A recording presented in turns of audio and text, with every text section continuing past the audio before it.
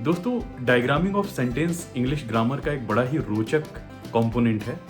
इसे आप सुडोकू की तरह खेल सकते हैं और इसको करने से आपका इंग्लिश ग्रामर को लेकर आत्मविश्वास भी बढ़ेगा। दोस्तों, डायग्राम तो आप समझते हैं ना, जैसे कि यहाँ चित्र में दिखाए गए हैं। ये डायग्राम, ये डायग्राम, ये डायग्राम। वेन डायग्राम आपने पढ़ा होगा। तो यदि आप डायग्राम समझते हैं तो आपसे यह कहना है कि सेंटेंस की डायग्रामिंग में हम एक डायग्राम बनाकर उसमें सेंटेंस के विभिन्न कंपोनेंट्स को सजाते हैं। फिलहाल लेसन शुरू करने से पहले एक बेसिक चीज़ों का रिवीजन हो जाए, जिससे आपको आसानी होगी आगे। सब्जेक्ट क्या होता है दोस्तों सेंटेंस में? वाक्य जिसके बारे में है या वह नाउन जो काम कर रहा है वो उस सेंटेंस का सब्जेक्ट होता है। प्रेडिकेट किसे कहते हैं? जो वर्ब या एक्शन हो रहा होता है सेंटेंस में, उसे उसका प्रेडिकेट कहते हैं। डायरेक्ट ऑब्जेक्ट वो चीज़ या व्यक्ति जिसके लिए एक्शन हो रहा है। समझ रहे हैं? सेंटेंस में जिसके लिए एक्शन हो रहा होता है उसको डायरेक्ट ऑब्जेक्ट कहते हैं। इनडायरेक्ट ऑब्जेक्ट एक और प्रकार है।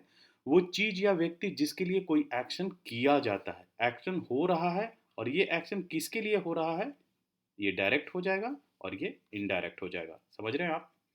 आइए, ये एक नई चीज़ है, पहली बार हम अपने प्लेलिस्ट में इस शब्द को देख रहे हैं, मॉडिफायर्स। देखिए, कुछ शब्द ऐसे होते हैं जो वाक्य में सब्जेक्ट, एक्शन यानी वर्ब या ऑब्जेक्ट के बारे में अतिरिक्त जानकारी देते हैं। सब्जेक्ट, वर्ब या ऑब्जेक्ट को जो है और उसको एक्सप्लेन करते हैं, ये तीनों चीज़ें, इन्हीं सब को हम मॉडिफायर्स कहते हैं इंग्लिश ग्रामर में। कंजक्शंस क्या होते हैं? देखिए, कंजक्शन वर्ड्स होते हैं जो दूसरे वर्ड्स को कनेक्ट करते हैं, दो वर्ड्स को जो है जोड़ते हैं। कनेक्ट, कंजक्शन, कंजक्शन, है ना? क्लियर है? अब आइए हम अपने टॉपिक के बारे में बात करते हैं, सेंटेंस की डायग्रामिंग क्या है। देखिए, सेंटेंस की डायग्रामिंग बताता है कि सेंटेंस के पार्ट्स कैसे साथ काम कर रहे हैं, यानी एक सेंटेंस के अलग अलग हिस्से कैसे काम करते हैं, उनको हम एक डायग्राम के जरिए बताते हैं। उनका क्या रोल है, अलग अलग पार्ट्स के क्या क्या रोल है। दूसरा, इसका फ़ायदा यह है कि सेंटेंस में वर्ड्स की भूमिका को और अच्छे से समझने में सहायक होते हैं। आपकी राइटिंग और क्लियर हो जाएगी, क्रिस्प हो जाएगी, और जो ग्रामेटिकल एरर्स हैं, व्याकरणिक गलतियों से आप बच सकेंगे। कॉन्फिडेंस डेवलप होता है इससे। ग्रामर को लेके जो फ़ियर रहता है वो हटेगा और कॉन्फिडेंस डेवलप होगा। इस जो खेल है डायग्रामिंग ऑफ सेंटेंस का, उसके कुछ रूल्स है दोस्तों। सबसे पहले देखिए, इस डायग्रामिंग में लाइंस होते हैं। लाइंस क्या होते हैं यहाँ पे दिया गया है। लाइंस हॉरिजेंटल होते हैं। हॉरिजेंटल लाइंस आप समझते हैं ना दोस्तों? ये जो लाइन है ये हॉरिजेंटल लाइन होती है। वर्टिकल लाइन, यानी ये जो खड़ी लाइन है ये वर्टिकल लाइन है, आप जानते हैं। Vertical line crossing the horizontal, यानी ये हॉरिजेंटल, ये लाइनें होती हैं। Vertical line above the horizontal, यानी ये लाइन, है ना, क्रॉस नहीं कर रही है।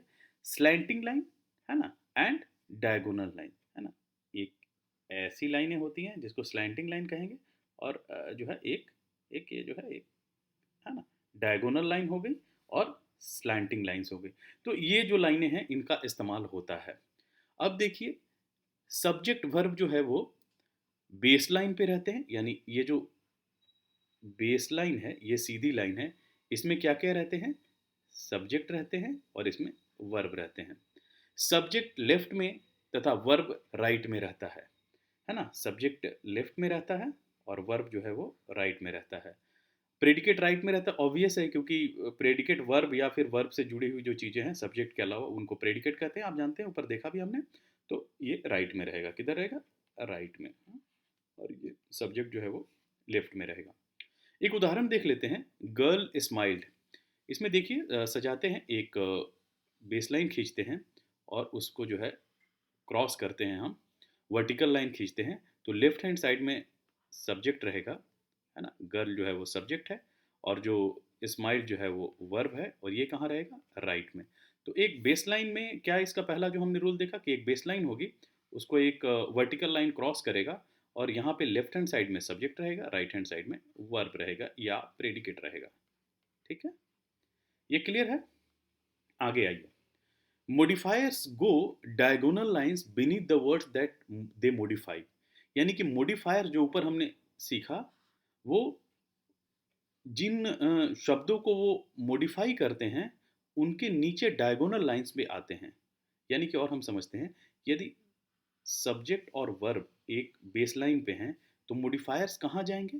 मॉडिफायर्स ऐसे स्लैंटिंग लाइन पे जाएंगे, ये जो नीचे की लाइन है वो स्लैंटिंग लाइन में जाएंगे।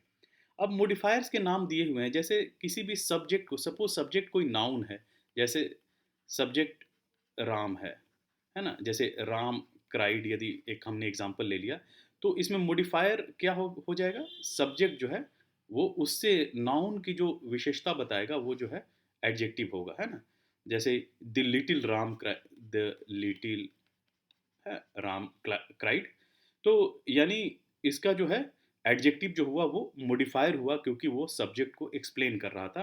तो ये कहाँ नीचे आएंगे मॉडिफायर्स, ये नीचे डायगोनल लाइंस में आएंगे। इसी तरह से वर्ब के जो मॉडिफायर्स होंगे जैसे एडवर्ब, वो नीचे डायगोनल लाइन में आएंगे। एग्जाम्पल देखिए,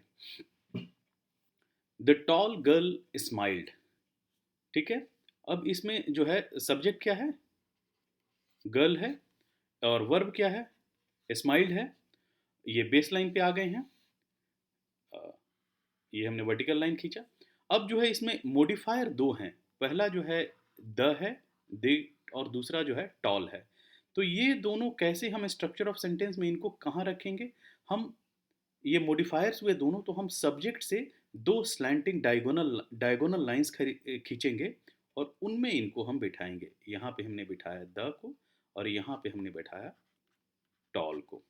आप समझ रहे हैं, एक बेस लाइन हुआ यहाँ पे सब्जेक्ट हमने रखा, सब्जेक्ट हमने रखा गर्ल, यहाँ हमने रखा स्माइल्ड, और उसके जो मॉडिफायर्स दो हुए यानी दी और टॉल, ये जो हुए ये डायगोनल लाइंस पे आए। तो इस तरह से ये सेंटेंस का पूरा हुआ डायग्राम बना। अब आइए ऐसे सेंटेंस का डायग्राम बनाते हैं जिनमें ऑब्जेक्ट है। वाक्य लेते हैं, the little girl talked Punjabi well yesterday. आइए, अब इसमें देखिए सब्जेक्ट क्या है, गर्ल है, वर्ब क्या है, टॉक्ड, बात किया, क्या बात किया, पंजाबी बोली है, पंजाबी है ऑब्जेक्ट, डायरेक्ट ऑब्जेक्ट जो है। अब इसमें सब्जेक्ट के साथ क्या मॉडिफायर्स लगे हुए हैं, द और लिटिल, है ना। ये जो है वो सब्जेक्ट जो है उसको ये लोग ये कर रहे हैं, एक्सप्लेन कर रहे हैं, उसकी विशेषता बता रहे हैं। तो ये दोनों जो है वो स्लैंटिंग लाइंस में आएंगे, यानी यहाँ गर्ल हो गया तो ये दोनों कैसे आएंगे, यहाँ गर्ल हो जाएगा और यहाँ द, और यहाँ लिटिल है, लिटिल, ये आ जाएंगे। अब आगे बढ़ते हैं, हमने ऑलरेडी एक वर्टिकल लाइन खींच के यहाँ पे वर्ब जो है वो टॉक्ड जो है लगा दिया है।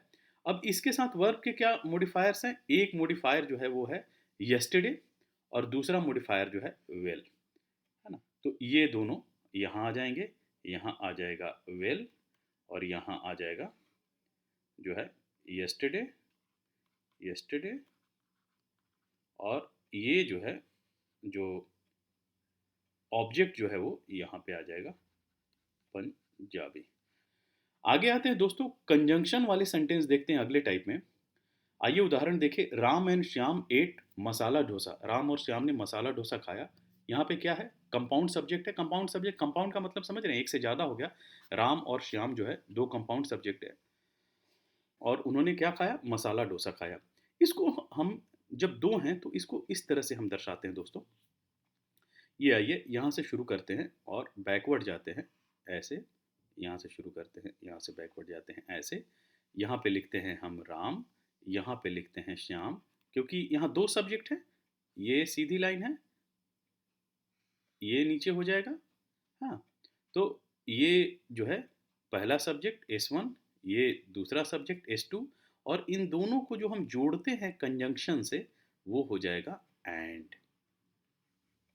एंड से हमने इसको जोड़ दिया, और यहाँ पे हमारा जो है, यानी एंड यहाँ लिखेंगे दोस्तों, AND, एंड यहाँ लिखेंगे।